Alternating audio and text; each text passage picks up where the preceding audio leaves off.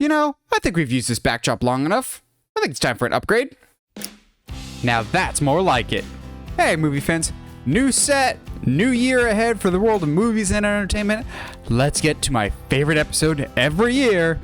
Movie predictions. Let's look ahead to the year of 2024 and look at what the biggest hits, misses, and everything in between. So how we're going to do this is I'm going to look at the top 3 biggest hits, what I think will be the top 3 biggest misses, and also 3 of the sleeper hits at the box office this year before we transition into what I think will be just general movie predictions for movies coming out in the year 2024. Then, rounding us all out, we'll go with my favorite category every year, the big news-grabbing headlines, announcements, reveals, things that I think we can expect to see come out in 2024, but won't play a factor until much further down in the road, if that makes sense. Without further ado, let's get into this. Kicking us off, let's talk about my top 3 sleeper hits for the year. So sleeper hits are essentially those movies that might not be on everybody's radar, but might creep up, and if they deliver the quality that I think they will, could end up being very, very successful at the box office. First up is Ballerina. Now, this is a spin-off movie set in the John Wick universe, which, depending on the current mood of the creators, John Wick might be done as a character, but we don't fully know. You know, money talks. But this is going to be starring Ana de Armas, and it'll be based off of one of the ballerinas in the school that we first saw in John Wick Chapter 3, I believe. I'm really, really excited. I've been high on this for a while, and with each passing John Wick movie, not only have they gotten better in quality, they've gone up in box office. So if that can translate to a spin-off movie, I think this is poised to be a very, very lucrative film if it lives up to the quality of the previous John Wick movies. Next up, I have Ryan Gosling in The Fall Guy. Now, The Fall Guy is directed by Bullet Train director David Leitch, and I really, really liked Bullet Train. Essentially, Ryan Gosling is going to be playing a Hollywood stuntman that is tasked with finding the lead actor of the movie, and then chaos ensues when he finds the lead actor dead and was mixed up with the wrong crowd. Piggybacking off of his huge success in Barbie, I think Ryan Gosling right now is one of the biggest and hottest names in Hollywood. So let's see if he can kind of transition that popularity to another movie, because this should hopefully make up for the fact that The Nice Guys did not do well at the box office, and I'm still bitter about that because The Nice Guys was great. But this kind of has that same energy, Kenergy, if you will. Not letting that one go anytime soon. But I think this could be a lot of fun. I hope this is the same level of snarky quality humor that Deadpool 2 and Bullet Train was, because it is both David Leitch films. So I think if this is good, this could be a new, fresh franchise, potentially. It could be a fun action outing, which I've been calling for the return to mid-budget action movies for a while, so hopefully this sparks that renaissance. Lastly, for sleeper hits, I'm actually going to go out on a limb on this one because the track record lately is that musicals don't do particularly well at the box office. We had West Side Story recently, we had In the Heights, both of those bombed, and then Warner Brothers for some reason is hiding the fact that certain movies are musicals, like Wonka really didn't advertise in the trailers and whatnot, but that's a whole other discussion. This is advertised well. There is always a crowd for Wicked.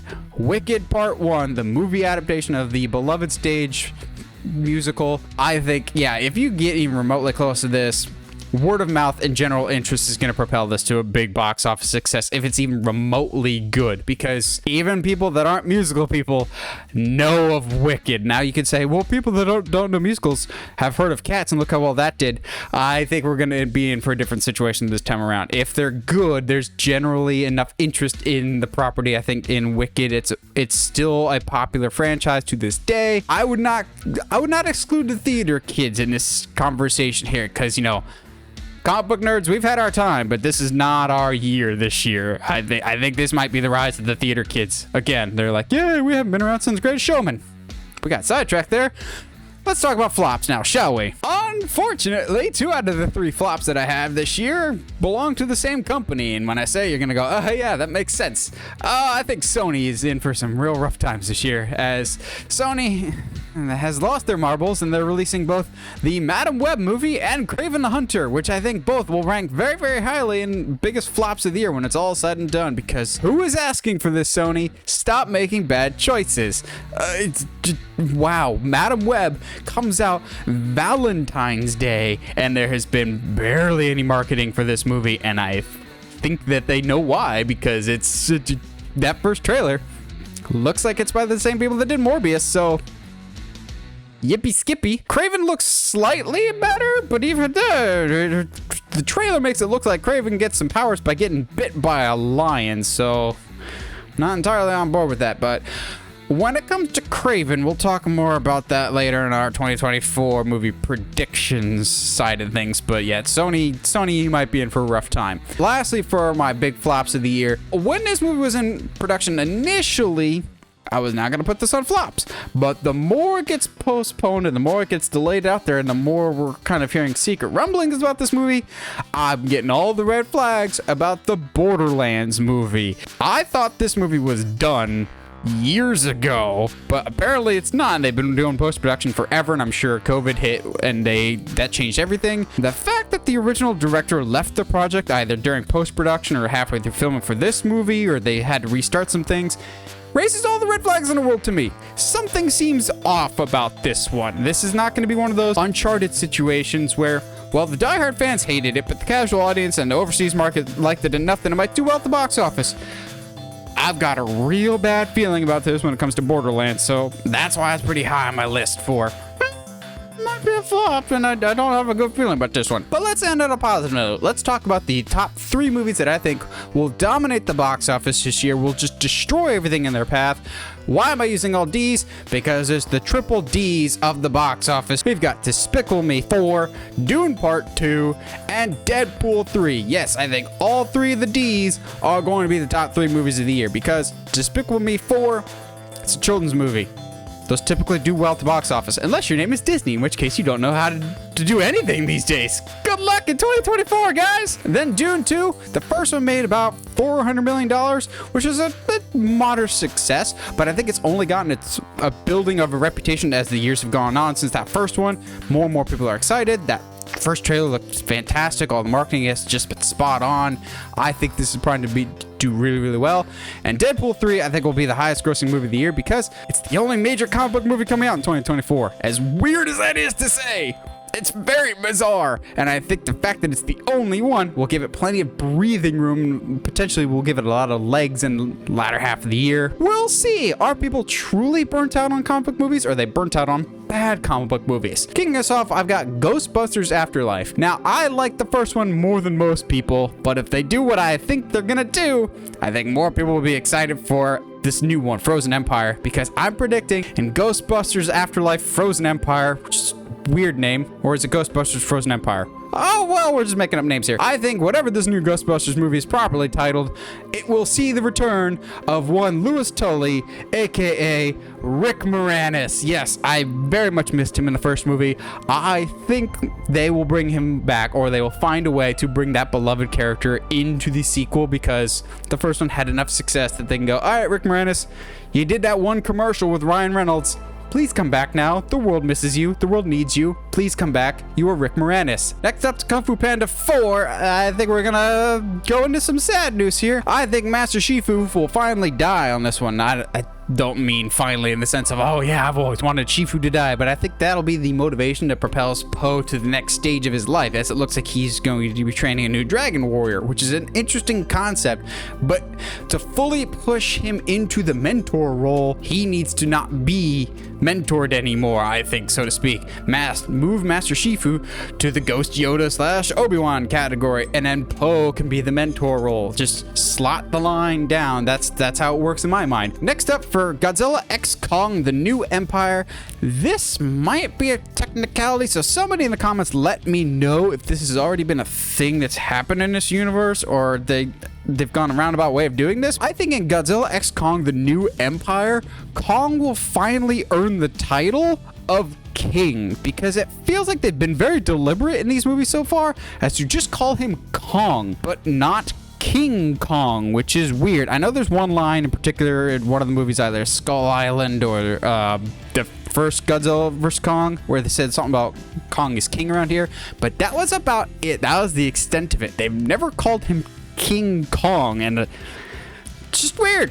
That's what he's known as. Give him the title King Kong. And given the fact that the villain this time around is much more ape-like in nature as opposed to Mechagodzilla, the last time we had Godzilla vs. Kong, he got the others out of the pendulum. Maybe by defeating that creature, Kong earns the title of king by the end of it. Next up, let's just say not all my predictions that I'm going to make today are ones that I want to see happen, but I still say them anyway because I'm reluctant. Go, I don't want it to happen, but it's probably gonna happen. And that's Venom 3. I think Venom 3 is where we start to see the greater connections between Tom Holland's Spider-Man and Tom Hardy's Venom. For a while, I have wanted them to stay far away because while I don't hate the Venom movies, they're not to the same level of quality as the Tom Holland Spider-Man movies. When it's all said and done, by the end of Venom 3, it will be blatantly obvious that these two are destined to cross paths sooner rather than later. Whether Tom Holland actually shows up in Venom 3 or if Tom Hardy actually stays in the MCU and doesn't just immediately get whisked back to his universe, I think that Sony's going to be much more aggressive and much more overt about, okay, no, these two are squaring off and they will be in the same movie together at some point very, very soon. Make it happen, Kevin Feige. Another movie that's allegedly coming out in 2024, although I'm not sure because it's scheduled for December, so it could very easily get bumped, is the new Karate Kid, starring both Ralph Macchio and Jackie Chan, both reprising their iconic roles from the original Karate Kid and the rebooted one with Jaden Smith. I think in order to tie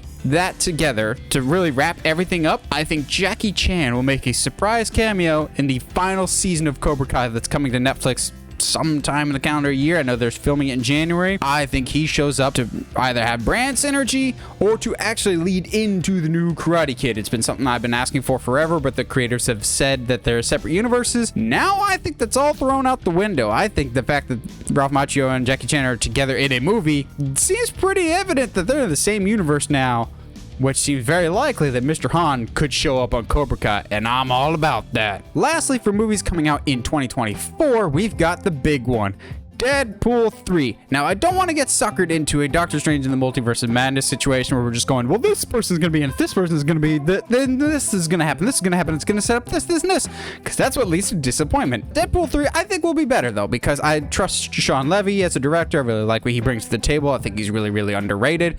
That being said, this movie's going to have a lot of fun surprises. We've already seen that Wolverine will be in it and he'll wear the suit. I'm going to go out on a limb.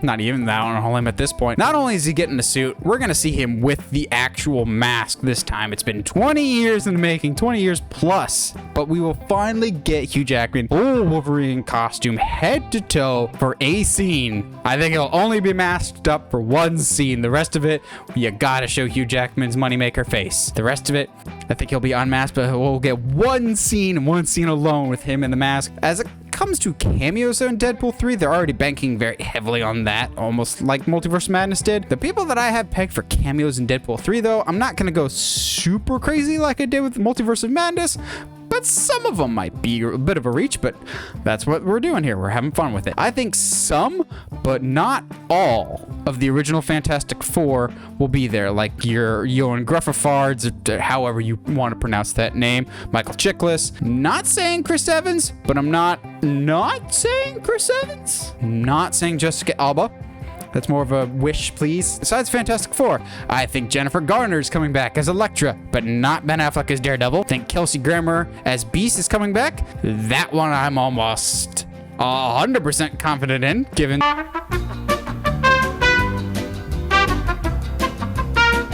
James Marsden and Cyclops is coming back alive this time, not just dead. They're not going to kill him off again, although that would be a great running joke. Then lastly, I will say not one, but two Professor X's will be in it this time. I think both the McAvoy and the Stewart versions of Professor X will be in Deadpool 3. Is that too much to ask for? Absolutely. So that's it for stuff that's coming out in 2024. What about the things that I think will be announced or revealed in 2024? That's where the real fun stuff is. What will be the biggest headlines from the world of movies and entertainment in 2024 for down the road even further? So first up, I think a new Nightmare on Elm Street movie is going to be announced. Yeah, everyone's been paying attention to Friday the 13th lately, of like, oh, the Victor Miller and the Sean S. Cunningham thing is over. What do we do now? But very quietly in the background, there's been rumblings of development on Nightmare on Elm Street for quite a while now, and I think that's much closer to being to fruition than Friday the 13th. And Halloween has gotten some attention lately because those rights had just went to Miramax, I believe. But Nightmare on Elm Street has been very, very quietly stewing in the background, and I think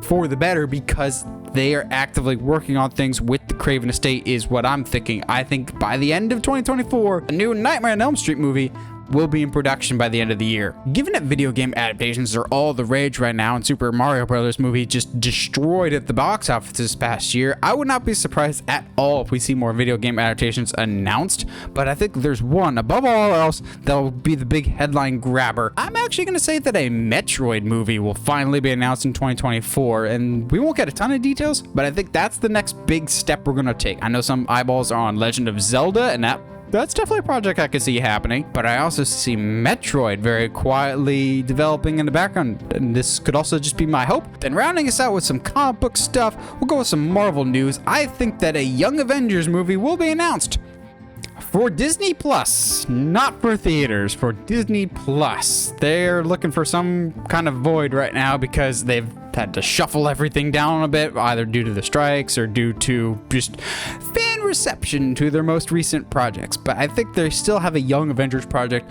on the table. I could see it being a movie, though, not a TV show. Now, speaking of Avengers, we just recently had the news that Kang Dynasty has been retitled and just Avengers 5 for right now, because you got all of this stuff with Jonathan Majors, which leads to the question of what's the next Avengers movie called? Are we still sticking with Kang? I don't think we're sticking with Kang anymore. I think it's a character that you can easily recast, but this gives them a perfect time to pivot because people aren't responding to their movies, and I'm not 100% committed to this, but I'm gonna say it anyway. My big prediction is Avengers 5 will be retitled to Avengers versus X-Men. It's crazy, but they need some buzz. They really need some buzz for the franchise right now. And that might be the shot in the arm that Marvel needs right now to get some eyeballs back on their product in a very new and exciting way. And it's not necessarily something that comes out of left field. Deadpool 3 looks like it's setting up a lot of potential stuff with the Fox characters. Is this a bit of a stretch? Absolutely. This is why it's a fun movie productions video, nothing concrete. Lastly, on the DC side of things, we're gonna get some either castings or some costume reveals. Some of these I feel we will for a fact get them. It's just what will they look like? The other one is, it's just me being me. And if you've been on the channel for any length of time, you know exactly what I mean when I talk about Dick Grayson, aka Robin, aka Nightwing, aka the greatest DC character of all time not named Superman. Yes, I'm going there. I think Dick Grayson will be cast not once, but twice in this calendar year, because I believe Dick Grayson as a young Robin will be cast in Matt Reeves' The Batman Part 2 within the year 2024. But I also think that adult Dick Grayson as Nightwing will be cast in the upcoming The Brave and the Bold movie in James Gunn's DC universe. I think we're going to get the best of both worlds, Nightwing fans. I think we're going to get a young Dick Grayson and a mature adult Dick Grayson at the same time, so you're not overlapping stories, and I think they're both going to be cast within 2024. But naturally, when it comes to big comic book stuff, all eyes are on James Gunn's Superman Legacy. Now, it's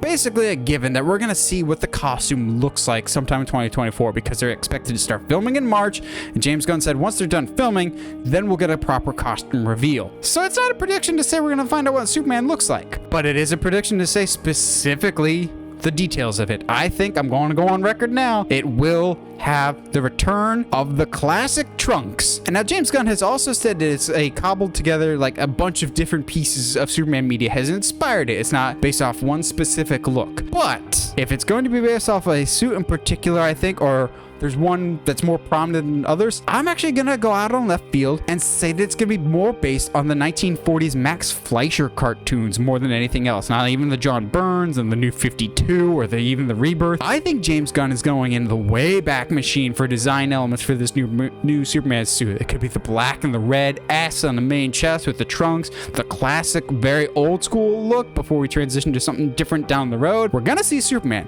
That's a given. But I think we're gonna see something drastically different costume-wise. Very, very retro. Well, what do you guys think? What are some of your biggest and boldest predictions for the movie world in 2024? Whatever your thoughts, let me know down in the comments below. And as always, if you'd like what you see, subscribe to the channel. And as always, stay sharp, movie guys and gals.